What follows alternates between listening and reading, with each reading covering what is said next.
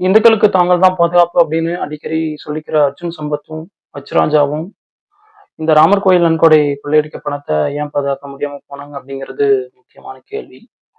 இந்த ராமர் கோயில் நன்கொடை கொள்ளையடிக்கப்பட்ட சம்பவத்துல அ பாஜகவும், அ பிரதமர் மோடியும் ஏன் மௌனமா இருக்கிறாங்க?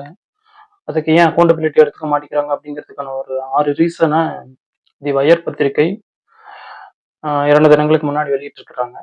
அது என்ன அப்படிங்கிறத சொல்றேன் கேளுங்க.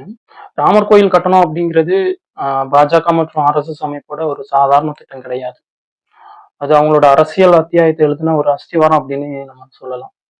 ஆ 92 பாபர் மசூதி இடிப்பு தொடங்கி, ஆ பெரும்பான்மை சமூகத்தோட பல ஆண்டு கோரிக்கைய நிறைவேற்றியதா சித்தரிச்சு, ஆ கோயில் கட்டி முடிக்கிற அனைத்து பெருமையுமே வந்து பிரதமர் மோடி தான் ஏற்றுக்கொண்டார்.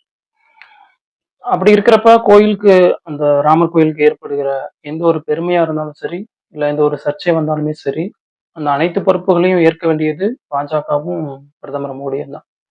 அத ஏன் இந்த இடத்துல ஏற்க மறுக்கிறாங்க அப்படிங்கிறது தான் முதல் ரீசன். 2வது ரீசன் இந்த பிரச்சனைய ஒரு சாதாரண பிரச்சனை அப்படின்னு சொல்லி பாஜகவுல ஒதுக்கி தள்ள முடியாது. ஏன் அப்படின்னா, இந்த கோயிலையும், இந்த கோயில்ல வரக்கூடிய நிதியையும் நிர்வகிக்கக்கூடிய அந்த ராமந்தர் அறக்கட்டளை அதிகாரப்பூர்வமா அமைக்கப்பட்ட போது, அதுல இடம்பெற்ற 15 பேர்ல 12 பேரு ஒன்றிய அரசால நேரடியா நியமிக்கப்பட்டவங்க. அதனால அ அவங்க செய்யற ஒவ்வொரு செயலுக்குமே வந்து பிரதமர் மோடிக்கும், ஆ ஒன்றிய அரசுக்கும் ஏதேனும் ஒரு வகையில பங்கு இருக்கு அப்படிங்கிறது தான் 2வது ரீசன். ஆ 3வது ரீசன் என்ன அப்டின்னா, அம் இந்த அறக்கட்டளையோட பொதுச் செயலாளரும், ஆர்.எஸ்.எஸ்ல முக்கிய தலைவரா பார்க்கப்படுற சம்பத் ராயும், பிரதமர் மோடியோட நெருங்கிய நண்பரா பார்க்கப்படுறாரு. இந்த சம்பவத்துல அந்த சம்பத் ராய் கைது செய்யப்பட்டது, அவரோட ஓட்டுநர் கைது செய்யப்பட்டது அப்படின்னு, இந்த விவகாரத்தை எல்லாம் மக்கள் வந்து பொருத்தி பார்க்குறாங்க. அப்படிங்கிறது 3வது ரீசன்.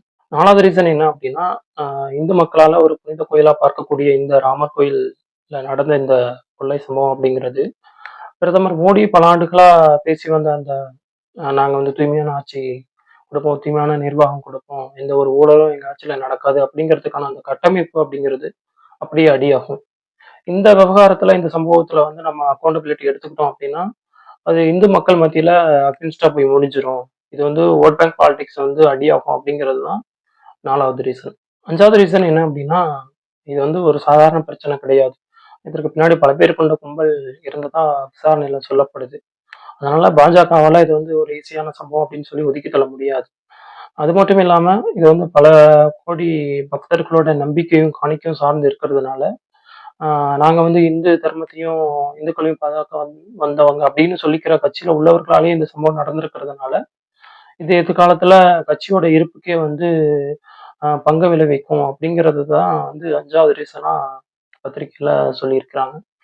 6வது ரீசனா சொல்லப்பட்டிருக்கிறது என்ன அப்படின்னா, இந்த விவகாரத்துல பிரதமர் மோடியும், பாஜகவும் அமைதி காக்குறது, ஆ இந்த சம்பவத்த வந்து மூடி மறைக்கக்கூடிய ஒரு முயற்சியா தான் மக்கள் மத்தியில பார்க்கப்படும்.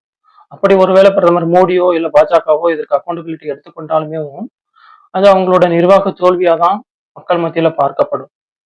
ஸோ, அதனால இந்த 6 ரீசன சுட்டிக்காட்டி தான் இந்த சம்பவத்துல வந்து பாஜகவ சேர்ந்தவங்க இதற்கு அக்கவுண்டபிலிட்டி எடுத்துக்க மாட்டேங்கிறாங்க.